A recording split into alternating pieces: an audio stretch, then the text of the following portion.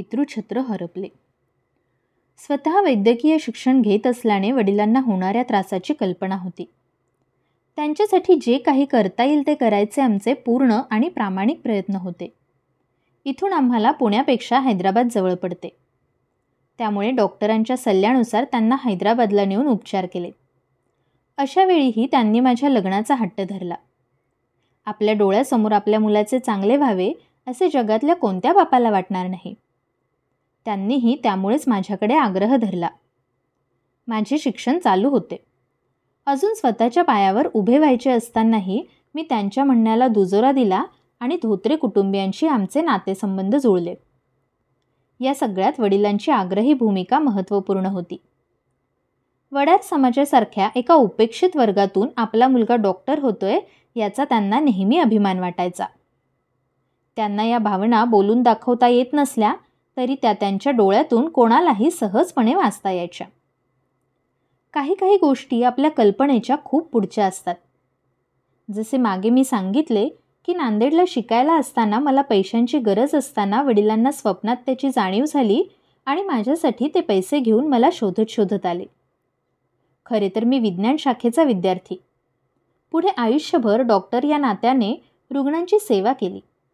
मग असे अनुभव सांगून अंधश्रद्धा का पसरवता असे काही वाचकांना वाटणे स्वाभाविक आहे.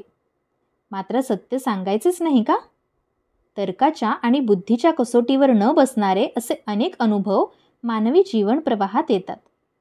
ते स्वीकारण्यावाचून गत्यंतर नसते. जिथे विज्ञान संपते तिथून अध्यात्म सुरू होते असे या क्षेत्रातील काही तज्ज्ञ सांगतात. या विधानावर विश्वास बसावा अशा काही अकल्पित घटना माझ्या आयुष्यात घडल्या. यावेळीही तसेच काही झाले, मात्र ते दुर्दैवी होते. त्यावेळी फोन किंवा संपर्काची इतर माध्यमे नव्हती. तातडीच्या निरोपासाठी तार सेवेचा वापर केला जायचा. लग्नाची बोलणी होऊन ते पक्के झाल्यावर मी छत्रपती संभाजीनगरला पोहोचलो होतो. त्यानंतर 2 दिवस सुट्ट्या असल्याने अचानक मला गावाकडे जावे असे तीव्रतेने वाटले. काहीही कारण नसताना माझ्या मनाने कौल दिला आणि मी अचानकपणे गावाकडे निघालो. मी गावात उतरलो. घराच्या जवळ गेलो तर नातेवाईकांची प्रचंड गर्दी. माझे वडील मला अनाथ करून पुढच्या प्रवासाला निघून गेले होते. त्यांच्या तब्येतीचा अंदाज असला तरी इतक्यात हे असे काही घडेल असे स्वप्नातही वाटले नव्हते. आपल्या माणसाविषयी आपल्या मनात कधीही कोणतेही वाईट विचार येत नाहीत. सगळ्यांचे क्षेम व्हावे असेच आपल्याला वाटत असते. त्यात मृत्यूसारखी दुःखद गोष्ट तर आपण मनातही आणत नाही. पराधीन आहे जगती पुत्र मानवाचा या माडगुळकरांनी सांगितलेल्या सत्याची अनुभूती घेत होतो. माझे पितृछत्र हरपले होते आणि मला न कळवताच त्यांच्या अंत्यविधीची तयारी सुरू होती. अर्थात माझ्यापर्यंत निरोप देण्या इतका वेळही नव्हता. मी अचानक आलो आणि त्यांच्या अंत्यविधीची तयारी पाहून निशब्द झालो. आमचे हे एकमेकांशी असे अंतर्गत तार कसे जुळले असतील? यालाच टेलिपॅथी म्हणत असावेत का? वडिलांचे अंत्यदर्शन मला घेता आले. शेवटपर्यंत माझी काळजी वाहणाऱ्या माझ्या वडिलांनी माझे लग्न जुळवून इहलोकीचा प्रवास संपवला होता.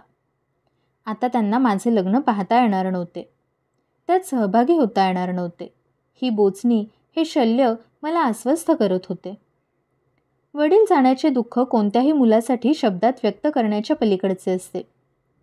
त्यात माझ्या या अशिक्षित वडिलांनी मी शिकावे, जीवनात यशस्वी व्हावे, स्वावलंबनाने स्वतःच्या पायावर उभे राहावे म्हणून असंख्य खस्ता खाल्ल्या होत्या. त्यांची क्षमता नसतानाही त्यांनी माझ्या शिक्षणाला काहीच कमी पडू दिले नव्हते. त्यांना त्रास होत असताना शेवटच्या क्षणीही त्यांनी माझ्याच संसाराची काळजी वाहिली.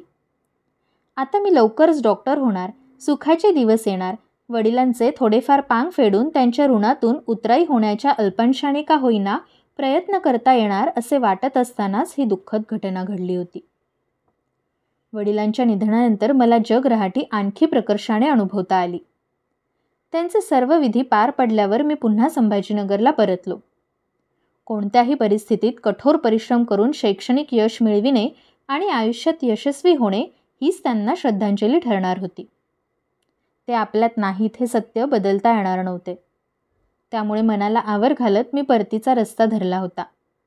माझी आता ही शेवटची टर्म होती. वडिलांच्या इच्छेनुसार MBBS झाल्याबरोबर लगेचच लग्न करायचे आमचे नियोजन होते. माझ्या मोठ्या भावाने मात्र लगेचच लग्न करण्याचा हट्ट धरला. यामागे एक अंधश्रद्धा होती. वडिलांचे निधन झाल्यानंतर घरात 1 वर्षाच्या आत लग्नकार्य उरकावे किंवा 3 वर्ष थांबावे अशी पद्धत होती.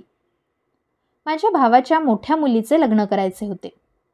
ती वयात आली होती. त्याला मी तिचे लग्न उरकून घेण्यास सांगितले, पण तो म्हणाला की तुझे लग्न झाल्याशिवाय मला तिचे लग्न करता येणार नाही. मोठ्या भावाची मुलगी माझे लग्न झाल्याशिवाय लग्न करणार नाही आणि तिला 3 वर्षे थांबवता येणार नाही असा पेच निर्माण झाला. 1972 साली सर्वत्र भीषण दुष्काळ पडला होता. त्याच वेळी माझे लग्न करायचे ठरले. माझ्या लग्नाची कहाणी आणि माझ्या प्रिय जीवनसाथीविषयी पुढील प्रकरणात दिले आहेच. एका छोट्या गावात एकाच वेळी आयोजित केलेल्या काही लग्नाची गोष्ट मी आता तुम्हाला पुढील प्रकरणात सांगणार आहे.